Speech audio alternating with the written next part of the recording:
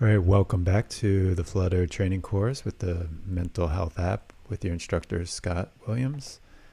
This is where we left off. We have our Stable Mind app set up. So before we go deep into our app development, we are going to discuss our planning structure and how we are going to continue our development as we go along. So right now we are in our part 2, which is planning. We are going to be using BJ Fogg's method. BJ Fogg, we will go deeper into him and his method and exactly how we use that. And we will be using organic app development, where we will be developing as we go along.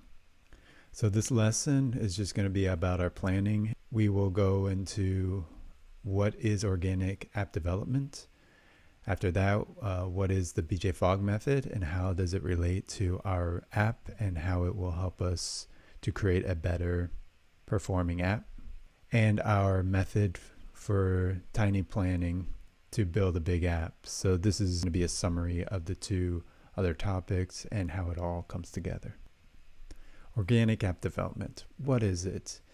It is about focusing app development around a few core ideals. So instead of creating a whole app and we design everything all at once and we're kind of centered around this one thing, we are just going to make simple ideas and just see how organically we can develop around it. This allows growth to happen naturally over time, and it will be more organic, so we won't need to rush or plan it out fully. We will allow it to tell us where it wants to go. Why? Because we technically are a startup company, which means we need speed and flexibility to survive. So markets can change overnight and we can be the lead in finding our niche. So in this way too, by being organic, we allow the market to put us where it wants to be.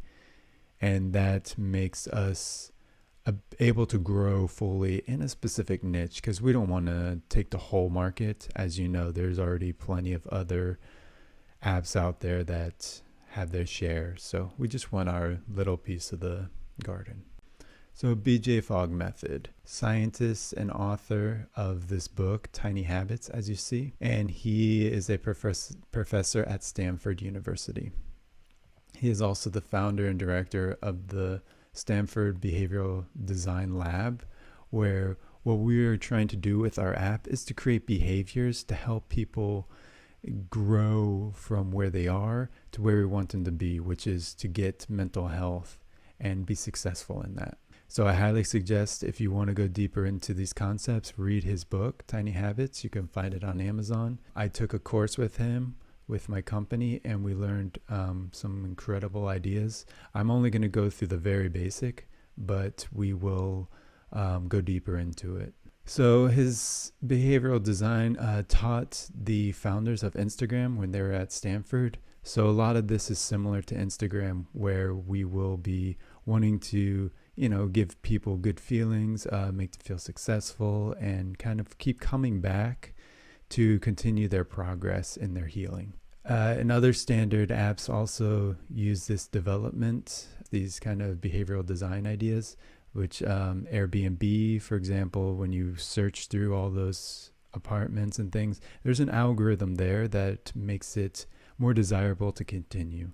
And then there's Facebook, which, as we all know, their ability to create a behavior around their app is far than none. So we're going to simplify a lot of his methods to make it simple and clean. So BJ Fogg, MAXIMS. So he has 3 of them that he goes through in the book. The first 3 concepts we are going to instill in every feature in our app. So the first thing is help people do what they already want to do. Our app is a mental health app, so we want to help them, do what they already want to do. They want to get better. They want to be more healed, less anxious. Number 2, help people feel successful.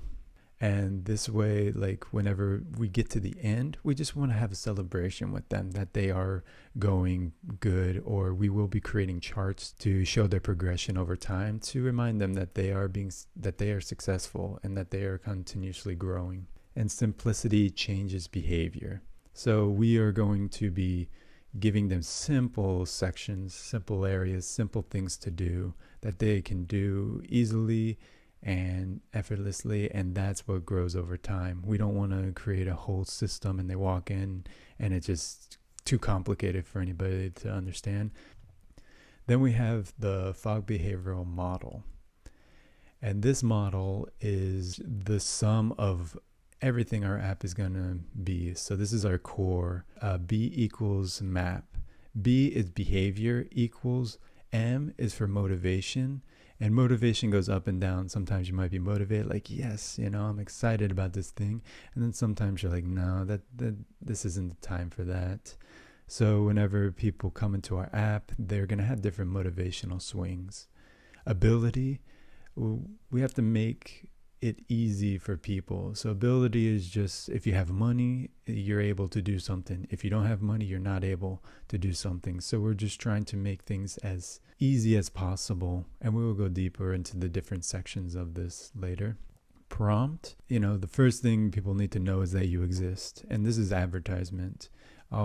Keeping you top of mind. Because if you're not telling people, if you don't have that courage to say, hey, this is what I do, this is what I do, this is what it is, you will be swept under the rug and nobody will be able to know or where you are.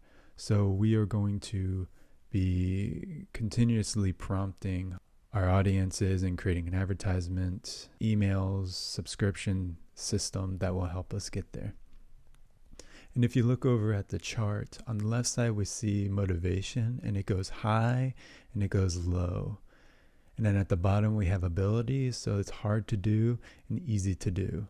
And then we have prompts, because that's basically any time that you prompt someone, they're going to be within these two structures of motivation and ability. So as you see, like if the ability is hard to do, no matter how much their motivation is, they're not going to do it. So we can prompt them, but it's super hard to do. For example, say we want to build a house, and we keep telling them, like, this is how you build a house, this is how you build a house. But it's really hard to do for them, so they will never get there. But if it's easy, for example, we say, just click on this button. And that brings us all the way to the other side of the scale. And therefore, if their motivation is middle, they would cross the action line and they would actually succeed in doing what we want them to do. If it's below, so if their motivation is low, we say click it, but today they really don't feel about it, the environment, they're feeling sad or something, they won't do it. So, we will be working with a mental health app, so these people are probably going to have a lower end motivation. So we're going to push that hard to make it as easy as possible. So no matter if they go lower, they will keep kind of engaging with our app. We want to mainly focus on the ability and prompt. We're not going to be focusing much on motivation. We're going to kind of have the idea that it's low, so that we can kind of anticipate, but we will get more of that information when we get to the analytics section of the app. So now we have our fourth role, which our app must be easy to do. So this is our main concept, of our app. So when you come in there, you're going to be able to just click, exactly where the flow is, and that's it. The rule number 5, have a clear prompt flow. So this is going to be like an email campaign. So if they have an email, they click on the button. Once they come in, there's one thing they do it, and then they're done. Instagram is a great example of this. You upload an image, or you scroll on somebody, you click on them, and then in there you can click on somebody else, and you can click on somebody else, and you can flow through it, and it's very smooth and clear. So our development method for this app, when developing a feature, we are going to need to go through each one of these items like as a checklist. So for example, like say we want to create a meditation timer. So first we gotta say, help people do what they already want to do. We need to understand what they already want to do with the meditation timer. Help people feel successful. So this could be tracking, or if they at the end, when it's done, we can give them, little lights or something, or badges. Simplicity changes behavior. Is everything on there very simple and clear and not over complicated? It must be easy to do. Is the action that they're doing easy, or is it hard? And have a clear prompt flow. So this is more from the outside. So this is thinking, okay, so this is a first person. So if we sent them an email and they click on the link, where would they come through, and how would they go to it? So just understanding that flow is always important, because we always need to prompt them and to show people that this exists. Everything else will be developed in a flow basis. So that's the organic app development, where these are our core ideas. Everything else will go around it. So we don't know what the design is. We don't know what the actual end product will be, but we have these ideas to guide us along. Next, we will be going into design. So this will bring us into probably Figma, and also working with ChatGPT and some AI generators to give us a baseline that we can grow out of.